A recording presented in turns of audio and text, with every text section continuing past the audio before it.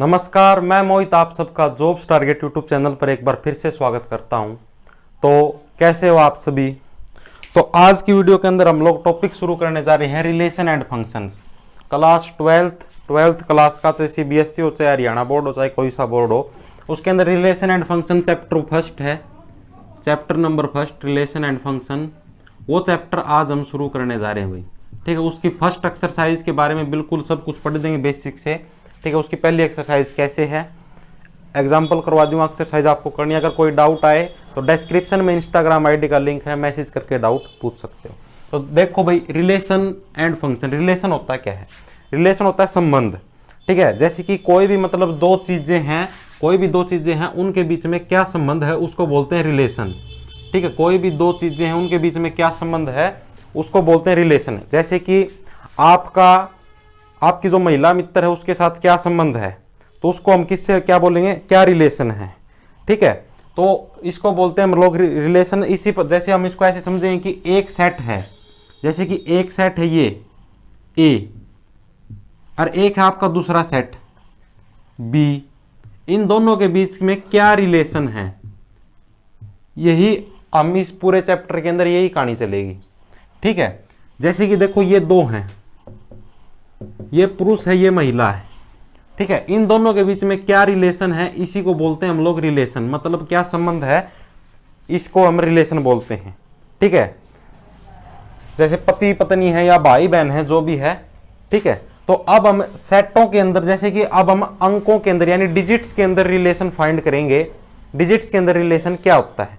ठीक है, तो जैसे कि मान लो भाई हमने एक, जो आप लोगों ने क्लास 11th के अंदर पढ़े होंगे सेट वगैरह, ठीक है, उसके अंदर set builder form, roster form वगैरह वगैरह पढ़ा होगा, तो उसी से संबंधित ये पूरा चैप्टर चलेगा आप लोगों का। ठीक है, तो जैसे कि ए सेट के अंदर हमने एलिमेंट मान लिए 1, 2 और 3। ठीक है, बी सेट के अंदर मान लिए 4, 5 और 6। पहले तो आप लोग ये बताओ भाई, आपके रिलेशन समझ में आ गया। रिलेशन क्या है भाई, एक चीज का दूसरी चीज के साथ क्या संबंध है, वही हमें इसके अंदर संबंध बताने हैं क्या है। ठीक है, अब जैसे कि इस ए सेट का बी सेट के साथ क्या रिलेशन है, ये प्रश्न पूछा गया है। तो जैसे कि ये एक है, इस एक का इस 4 के साथ भी रिलेशन है, इस एक का इस 5 के साथ भी रिलेशन है, और इस एक का इस 6 के साथ भी रिलेशन है। ठीक है, तो इसको हम लोग कैसे दिखाएंगे, इसको हम लोग दिखाएंगे ए क्रॉस बी। इसको आप लोगों ने क्लास 11th के अंदर भी पढ़ा हुआ, इसको बोलते हैं कार्टेशियन प्रोडक्ट। क्या बोलते हैं, कार्टेशियन प्रोडक्ट बोलते हैं। ए क्रॉस बी को कार्टेशियन प्रोडक्ट। ठीक है भाई, ए क्रॉस बी को क्या बोलते हैं, कार्टेशियन प्रोडक्ट। और अब हमें इन दोनों का कार्टेशियन प्रोडक्ट ही निकालना है। ठीक है, कार्टेशियन प्रोडक्ट कैसे निकलेगा, जैसे एक का 4 के साथ रिलेशन है, हमें यहाँ पर रिलेशन लिखने हैं भाई। एक का किसके साथ रिलेशन है, 4 के साथ, ऐसे ब्रैकेट लगा लगा के। उसके बाद एक का किसके साथ रिलेशन है, 5 के साथ, तो यहाँ पर लिख देंगे एक का किसके साथ रिलेशन है, 5 के साथ। एक का किसके साथ रिलेशन है, 6 के साथ, तो यहाँ पर लिख देंगे एक का 6 के साथ। इतना लिख दिया हम लोगों ने। उसके बाद अब ये जो 2 है, इस 2 का भी इन तीनों के साथ रिलेशन है। 2 का इस 4 के साथ भी रिलेशन है, 2 का इस 5 के साथ भी रिलेशन है, और 2 का इस 6 के साथ भी रिलेशन है। तो इस 2 को भी हम लोग इसी प्रकार से लिख देंगे, जैसे कि 2 का 4 के साथ भी रिलेशन है, 2 का 5 के साथ भी रिलेशन है, और 2 का 6 के साथ भी रिलेशन है। उसी प्रकार से इस 3 का भी इन तीनों के साथ रिलेशन है। ठीक है, 3 को भी हम लोग ऐसे ही लिख देंगे, 3 का 4 के साथ भी रिलेशन है, 3 का 5 के साथ भी रिलेशन है, और 3 का 6 के साथ भी रिलेशन है। ठीक है, तो ये हमने ए और बी का कार्टेशियन प्रोडक्ट निकाल लिया, यानी कि हमने ए और बी के बीच का रिलेशन निकाल लिया। ए और बी के बीच में ये रिलेशन है, आखिरी में क्लोज्ड ब्रैकेट लग जाएंगे। ठीक है, इतनी बात आ गई सबके समझ में। अब और क्या प्रश्न पूछा जाता है भाई, इनके बीच में नंबर ऑफ रिलेशंस कितने हैं, नंबर ऑफ रिलेशंस कितने हैं, ये प्रश्न आता है भाई। जैसे कि आप लोगों को 2 सेट दे देंगे, तो ऐसे पूछेंगे इनके बीच में नंबर ऑफ रिलेशंस कितने हैं। नंबर ऑफ रिलेशंस, ये क्वेश्चन आता है एग्जाम के अंदर, नंबर ऑफ रिलेशंस कितने हैं, आपको पता भी होने चाहिए। नंबर ऑफ रिलेशंस हम लोग कैसे निकाल लेंगे, 2 और 2 के ऊपर ए के अंदर कितने एलिमेंट हैं और बी के अंदर कितने एलिमेंट हैं। 2 के अंदर ए के अंदर कितने एलिमेंट हैं और बी के अंदर कितने एलिमेंट हैं, इसकी पावर के अंदर जाएंगे सारे के सारे। जैसे कि ए के अंदर 3 एलिमेंट हैं, 1 2 और 3, बी के अंदर भी 3 एलिमेंट है, 4 5 और 6, तो यानी ये इसकी पावर के अंदर चले जाएंगे 3, ए के भी 3 एलिमेंट हैं और बी के भी 3 एलिमेंट हैं, और 3 3 जा कितना होता है 9, यानी कि इसका जो नंबर ऑफ रिलेशन है वो कितना है 2 की पावर 9, इसका क्या है नंबर ऑफ रिलेशन है। ठीक है, मतलब कि 2 की पावर 9, यानी कि ये पूछे भाई इसके अंदर कितने, मतलब इनके बीच में कितने रिलेशन है, तो 2 की पावर 9, और पर्सन ये आता है मतलब है कितने हैं, टोटल संख्या के अंदर कितने हैं, 1 2, इनके बीच में रिलेशन है कितने नंबर के अंदर, तो 9 रिलेशन है। कितने रिलेशन है 9 रिलेशन हैं। आप इस प्रकार से निकाल सकते हो रिलेशन। ठीक है, और बाकी नंबर ऑफ रिलेशन पूछे तो 2 की पावर 9, और ये अंकों में पूछ ले भाई ये कितने हैं, जो हमने प्रोडक्ट निकाल लिया है तो ये कितने हैं 9 है। ठीक है भाई, जो पावर होगी वही इसके ये होंगे प्रोडक्ट टोटल। इतनी बात आ गई सबके समझ में। देखो अब हमने इतना समझ लिया भाई ए और बी के बीच में कितने रिलेशन है, ए और बी के बीच में संबंध क्या है। अब हम लोग इस बारे में जानेंगे कि जो ए और बी है, ठीक है, जो ए और बी है वो आपका यूनिवर्सल है, ए और बी है वो आपका एम्प्टी है, यूनिवर्सल सेट है, एम्प्टी सेट है, वो आप लोगों ने 11th के अंदर भी पढ़ा होगा। लेकिन अब हमें क्या पढ़ना है, ए और बी के बीच में यूनिवर्सल रिलेशन है, ए और बी के बीच में एम्प्टी रिलेशन है, तो वो देखो वो कैसे होगा। यूनिवर्सल रिलेशन किसे बोलेंगे, यूनिवर्सल रिलेशन किसे बोलेंगे, यूनिवर्सल रिलेशन, यूनिवर्सल रिलेशन उसे बोलेंगे जैसे कि ऐसा रिलेशन जिसकी वजह से जो ए और बी है उसका प्रोडक्ट है वो जो ए और बी है उसका जो मटेरियल निकल के आएगा वो इस कार्टेशियन प्रोडक्ट के बराबर हो, उसको यूनिवर्सल रिलेशन बोलेंगे। ठीक है, जो रिलेशन आपका ए और बी के कार्टेशियन प्रोडक्ट के बराबर हो उसे हम लोग क्या बोलेंगे, यूनिवर्सल रिलेशन बोलेंगे। इतनी बात आ गई सबके समझ में। कैसे, जैसे कि मैंने बोल दिया भाई रिलेशन 1 है वो क्या कैसे दे रखे आप लोगों को, रिलेशन 1 दे रखे आप लोगों को भाई कि ए एंड बी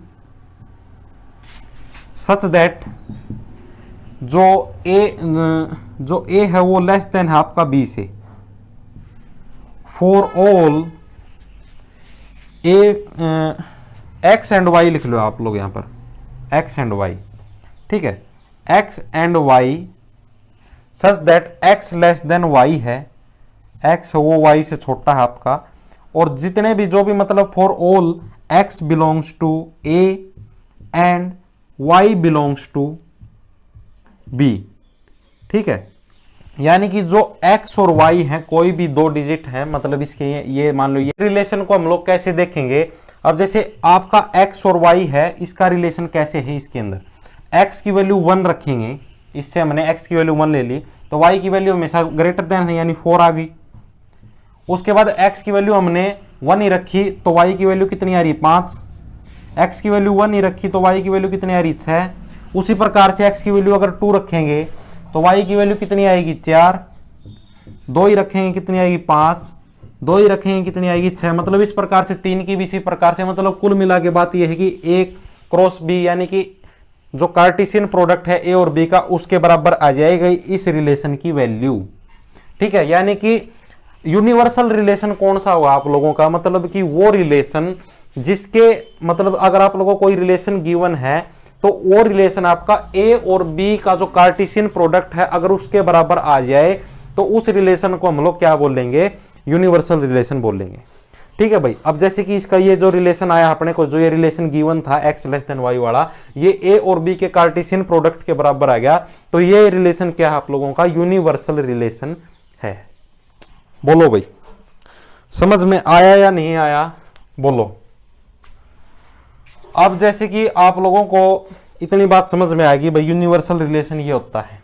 ठीक है, उसके बाद आता है आप लोगों का एम्प्टी रिलेशन। एम्प्टी रिलेशन कौन सा होता है, एम्प्टी रिलेशन कौन सा होता है, वो रिलेशन ऐसा रिलेशन जो कि इन्फिनिटी के बराबर है, मतलब वो रिलेशन जिसका ये मतलब दो के बीच में संबंध स्थापित कर ही ना पाए।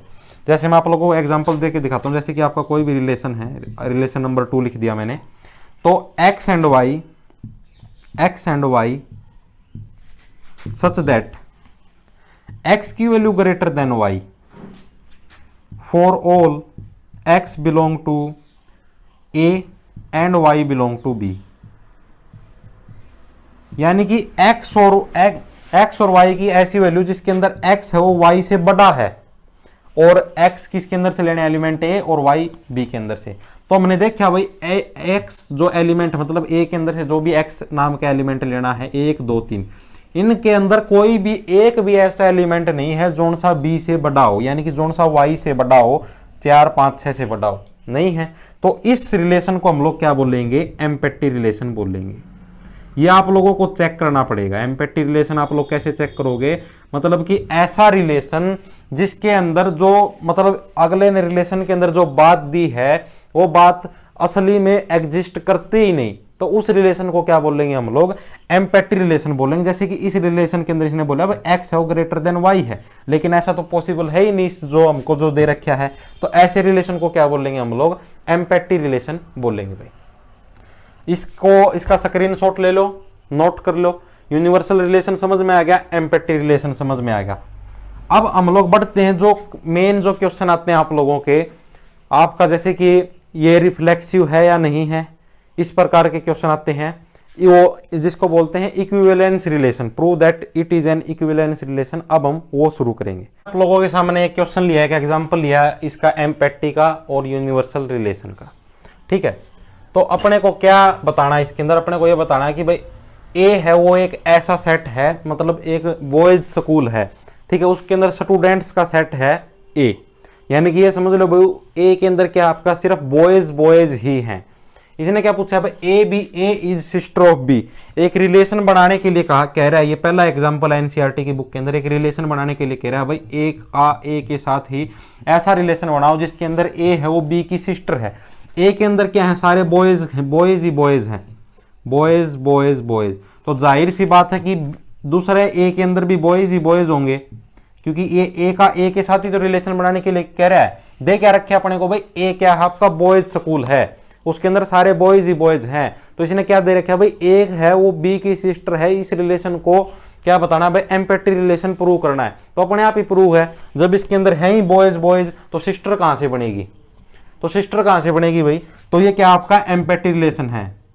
आप इसके अंदर रीजन क्या लिख सकते हो भाई कि there is no girl in that school, so this is called empathy relation because this relation does not exist. क्यों नहीं एग्जिस्ट करता, क्योंकि इसके अंदर इसने क्या दे रखा है, ए इज सिस्टर ऑफ बी, लेकिन दे क्या रखा है क्वेश्चन के अंदर, क्योंकि ये सारा का सारा बॉयज का स्कूल है, तो सिस्टर कहां से आ गई। दूसरा रिलेशन क्या दे रखा है, but difference of height of A and B is less than 3 metre, ये वाला पॉसिबल है। कैसे, इसने क्या दे रखा है कि भाई कि कोई भी दो लड़कों की हाइट है उनके बीच का अंतर 3 मीटर से कम हो। ये तो हो सकता है किसी की मान लो 6 मीटर हाइट है, ठीक है, और किसी की मान लो 4 मीटर हाइट है, किसी की मान लो 7 मीटर हाइट है, किसी की मान लो 5 मीटर हाइट है, 8 मीटर, मतलब कितने भी रिलेशन बना सकते हो आप इसके दो। मतलब जिनकी दो लोग हैं ए एंड बी, उनके हाइट का जो डिफरेंस हो 3 मीटर से कम होना चाहिए। ये रिलेशन तो पॉसिबल है। कैसे पॉसिबल है, क्योंकि कितने भी आप रिलेशन बना सकते हो भाई। 6 4 का बन गया, मतलब भाई एक की हाइट 6 मीटर है, एक की 4 है, इन दोनों का डिफरेंस तो 2 मीटर है, यानी कि 3 मीटर से कम है। तो हम इसको क्या बोलेंगे हम लोग भाई, ये रिलेशन आपका एग्जिस्ट करता है, ठीक है। ये आपका पहला एग्जांपल है एनसीईआरटी के अंदर। अब मैं आप लोगों को बताऊंगा इक्विवेलेंस रिलेशन के बारे में, ठीक है, जिसके अंदर रिफ्लेक्सिव, सिमेट्रिक, इस प्रकार के रिलेशन आते हैं जो कि इंपॉर्टेंट है, एग्जाम के अंदर पक्का आएंगे, ठीक है। अब देखो भाई, अब हम लोग आपका रिफ्लेक्सिव, सिमेट्रिक और ट्रांजिटिव के बारे में पढ़ेंगे, ठीक है भाई। रिफ्लेक्सिव कौन सा रिलेशन होता है, सिमेट्रिक कौन सा होता है, ट्रांजिटिव कैसे कौन सा होता है, एनसीईआरटी का एग्जांपल, इस एग्जांपल के माध्यम से आप लोगों को जल्दी समझ में आएगा। डेफिनेशन के द्वारा थोड़ा लेट समझ में आएगा, तो आप लोग एग्जांपल के द्वारा सीखिए।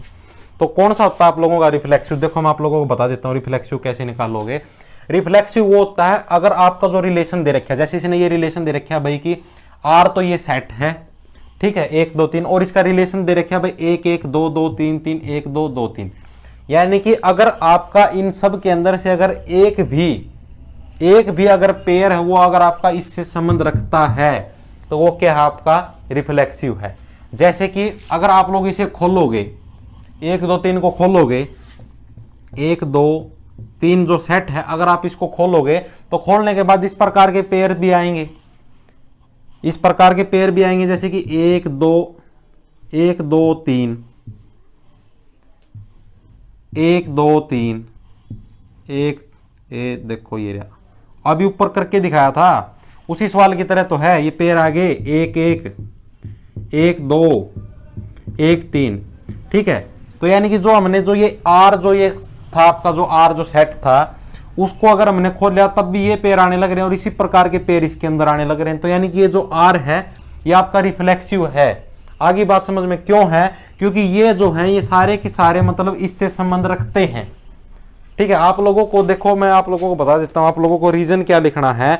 आप लोगों के पास भी बुक, आप लोग खुद भी लिख सकते हो भाई आर इज रिफ्लेक्सिव सिंस, क्योंकि ये सारे के सारे क्या है आपके इस आर से क्या करते हैं, बिलोंग करते हैं, ठीक है भाई। उसके बाद आता है सिमेट्रिक। सिमेट्रिक आप लोग कैसे फाइंड करोगे भाई ये सिमेट्रिक है या नहीं है। सिमेट्रिक फाइंड करने का एक तरीका ये है कि अगर जैसे आपने कोई भी ले लिया भाई 1 2 कोई भी ले लिया, मतलब कि ये नहीं होना चाहिए भाई कि आप लोगों को ये सारे के सारे चेक करके देखने हैं। आप लोगों को कोई ऐसा लेना जिसके अंदर दोनों के दोनों अलग अलग हो। आपने ले लिया 1 2, ये तो हो गया आपका रिफ्लेक्सिव का। रिफ्लेक्सिव का सिमेट्रिक कैसे चेक करोगे भाई ये सिमेट्रिक है या नहीं है। सिमेट्रिक आप लोग ऐसे चेक करो, जैसे आप लोगों ने कोई भी इसके अंदर से ले लिया 1 2 1 2 ले लिया। अगर अब हम इसका उल्टा करें, उल्टा का मतलब 2 को पहले ले आए और 1 को बाद में लिख दें, यानी कि लिख दिया 2 1, तो क्या ये 2 1 है वो आर से बिलोंग करता है। आर से बिलोंग का मतलब है क्या ये 2 1 है यह इस आर वाले सेट के अंदर है या नहीं है। क्या आपको दिखाई दे रहा है यहां पर कहीं पर 2 1, क्योंकि हमें सेट तो सिर्फ इतना ही दिया गया है, इसके अंदर 2 1 है कहीं पर नहीं है, तो आर सिमेट्रिक नहीं है, ठीक है। क्योंकि 2 1 does not belong to R, therefore it is not symmetric, it is not symmetric. आगे भाई सबके समझ में बात।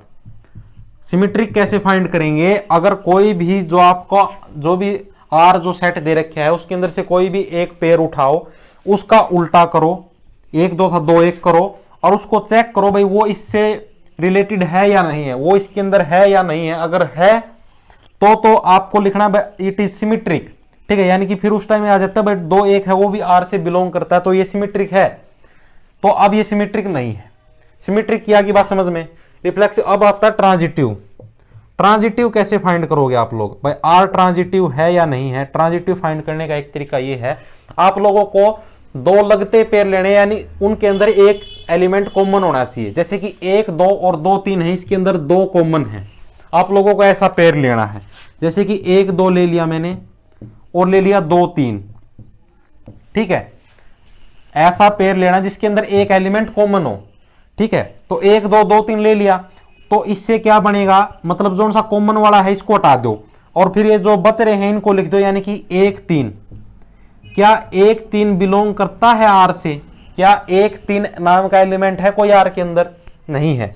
तो 1 3 क्या है, it is not symmetric, it is not transitive, ठीक है। इट इज नॉट ट्रांजिटिव, ये भी ट्रांजिटिव क्या है, नहीं है।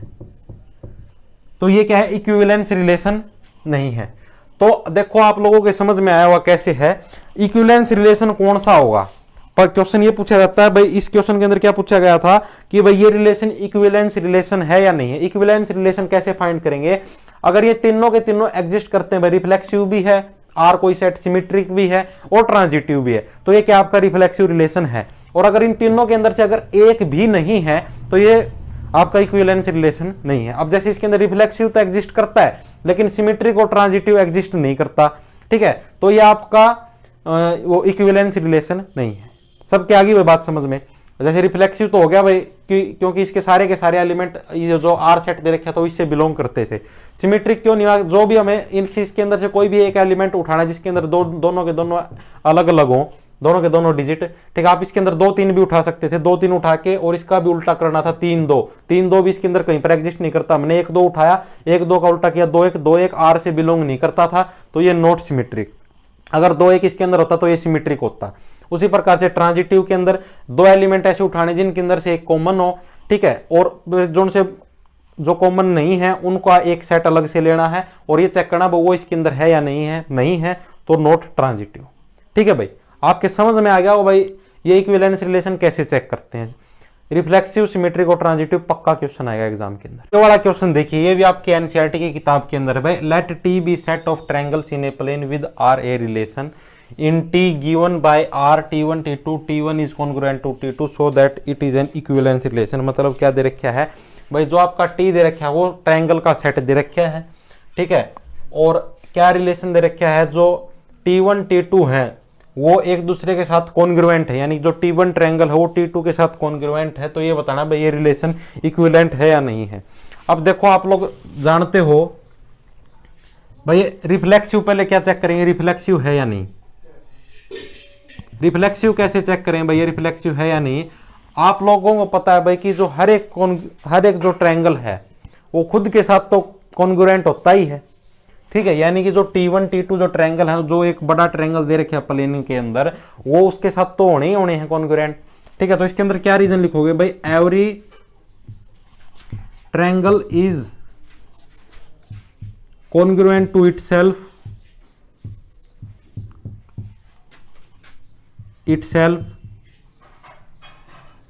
देयरफॉर इट इज क्या आपका रिफ्लेक्सिव, ठीक है। तो ये आपका क्या है, रिफ्लेक्सिव तो हो गया प्रूफ। हर एक ट्रायंगल, इसने क्या दे रखा है भाई, T1 ट्रायंगल हो T2 के कॉन्ग्रुएंट। कॉन्ग्रुएंट का मतलब समझते होगे, मतलब कि कॉन्ग्रुएंट का मतलब ये है दो ट्रायंगल है आपके, उनका सब कुछ बराबर है, साइडें भी बराबर हैं, आपकी एंगल भी बराबर हैं उन दोनों के, ठीक है, यानी कि एक एंगल मान लो इसका 60 का तो इसका भी 60 का है, ठीक है, तो इसको बोलते हैं कॉन्ग्रुएंट। अब दूसरा हम लोग क्या चेक करें भाई, सिमेट्रिक है या नहीं।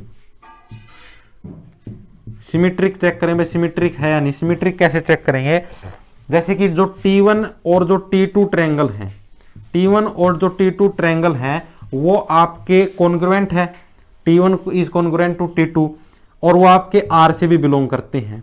तो मैंने क्या बताया था, इसका उल्टा लेंगे तो T2 और जो T1 है वो भी आपके R से बिलोंग करते हैं। क्यों करते हैं ये देखो आप लोग, but T1 is congruent to T2, यानी कि ये समझो भाई जो T1 है वो T2 के बराबर है, तो यानी इसका उल्टा करोगे तो T2 भी T1 के बराबर होगा। मान लो भाई मैंने ऐसे कहा, जो राम है वो श्याम के बराबर है, अगर राम श्याम के बराबर है तो श्याम भी तो राम के बराबर होगा। ये बात आगे समझ में। तो उसी प्रकार से ये है भाई, T1 अगर T2 के कॉन्ग्रुएंट है तो T2 भी T1 के कॉन्ग्रुएंट होगा, तो यानी कि दोनों के दोनों आपके बराबर हैं, एग्जिस्ट करते हैं रिलेशन के अंदर, तो ये क्या होगा, आपका सिमेट्रिक होगा। उसके बाद क्या चेक करेंगे, आपका रिफ्लेक्सिव, सिमेट्रिक, ट्रांजिटिव। भाई ट्रांजिटिव है या नहीं है। ट्रांजिटिव कैसे चेक करेंगे, अगर आपका जो ट्रायंगल T1 है, मैंने क्या बताया था भाई, दो सेट ले लो T1 T2 और एक ले लिया हमने T2 T3। अभी देखो इसको कैसे करें, T1 है वो T2 के कॉन्ग्रुएंट है, यानी कि T1 और T2 बराबर हैं, और T2 और T3 बराबर हैं, यानी कि तीनों आपस में एक दूसरे के बराबर हैं। और हमने क्या बोला था, जो कॉमन है उसको छोड़ दो और जो सा अलग से बचा उसको ले लो, तो यानी कि T1 और T3 भी बराबर होंगे। T1 और T3 भी आपके R से बिलोंग करेंगे, ट्रायंगल के सेट से, तो ये क्या हो जाएगा, आपका ट्रांजिटिव भी हो जाएगा। तो ये बात आपके समझ में आएगी। तो ये क्या है, आपका इक्विवेलेंस रिलेशन है। तो ये थी अपनी पहली एक्सरसाइज, लगभग हमने सारे सवाल कर लिए हैं। आप लोग एक्सरसाइज करना, आप लोगों का डाउट सेशन भी लिया जाएगा। तो उम्मीद करता हूँ क्लास पसंद आई होगी सबको। धन्यवाद।